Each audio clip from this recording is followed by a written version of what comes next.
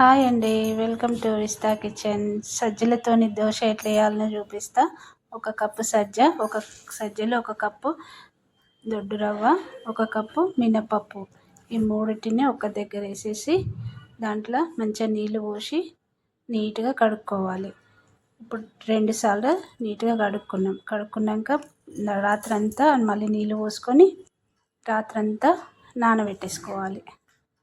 నానబెట్టుకున్న తర్వాత పొద్దున్న నీళ్ళు తీసేసి మళ్ళీ మిక్సీ పట్టుకొని ఈ విధంగా పిండిని మెత్తగా రుబ్బుకోవాలి. ఇప్పుడు దోశ పెనం పెట్టుకొని పెనం మీద దోశ వేసేసుకోవాలి. ఇప్పుడు దోశ వేసుకుందాము. ఈ దోశ ఎంతో హెల్తీ ఫుడ్. ఇంట్లో సజ్జలు, రాగులు, మినపప్పు ఇవన్నీ కలిసినాయి కదా, చాలా హెల్తీ ఫుడ్ ఇది.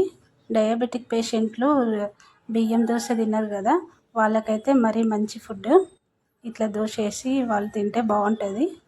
ఇప్పుడు మనం దోశ మంచిగా నీట్గా కాలింది, ఇంకో సైడ్ తిప్పుకుందాము. ఇప్పుడు దోశ రెడీ అయిపోయింది.